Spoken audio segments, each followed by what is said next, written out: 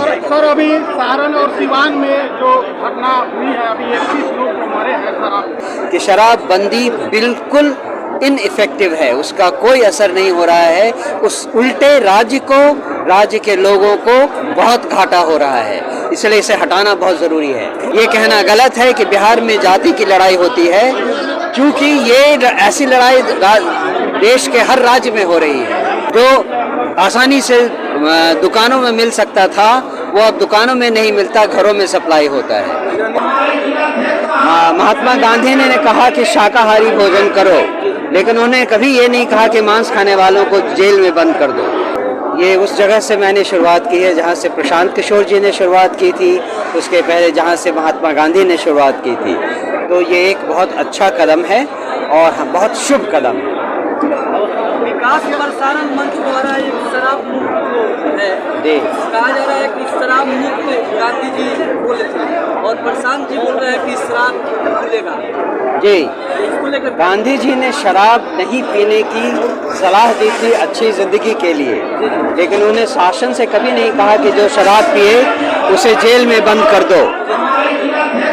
महात्मा गांधी ने कहा कि शाकाहारी भोजन करो, लेकिन उन्होंने कभी ये नहीं कहा कि मांस खाने वालों को जेल में बंद कर दो।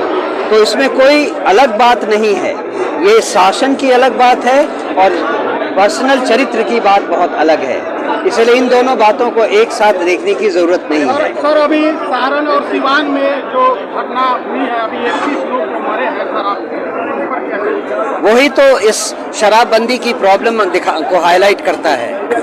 जो आसानी से दुकानों में मिल सकता था, वो अब दुकानों में नहीं मिलता, घरों में सप्लाई होता है। और जो सप्लाई होता है उसमें क्या जहर है और क्या शराब है, इसका पता लगाना मुश्किल है। तो इसीलिए तो ये एक हमारे लिए एक बात है जिससे हम कहना चाहते हैं कि शराबबंदी बिल्कुल इनइफेक्टिव है, उसका कोई असर नहीं हो रहा है। उस उल्टे राज्य के लोगों को बहुत घाटा हो रहा है, इसलिए इसे हटाना बहुत ज़रूरी है। 2025 में जो विधानसभा चुनाव होने वाला है, क्या उसमें जीत मिलेगा?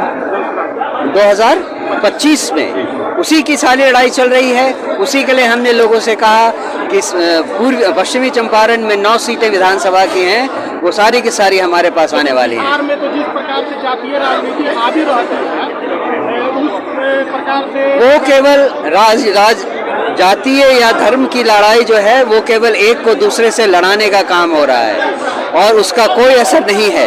ये कहना गलत है कि बिहार में जाति की लड़ाई होती है, क्योंकि ये ऐसी लड़ाई देश के हर राज्य में हो रही है। और इसीलिए ज़रूरी है इस बात को समझना कि जाति की लड़ाई कोई कारण नहीं है। और आप देखेंगे आने वाले चुनाव में जन स्वराज पार्टी, जिसने कहा है कि हमारा धर्म केवल मानवता है, हमारी जाति केवल जन स्वराज है, वो कैसे आपको सारी सीटों पर जीतती है। नीतीश कुमार भी तो जो है विकास के नाम पर ही जीत कर आए थे। वो बदल गया है। नीतीश कुमार वो नहीं रहे जो जीत कर आए थे, अब बिल्कुल बदल गए हैं। जी, अच्छा, धन्यवाद।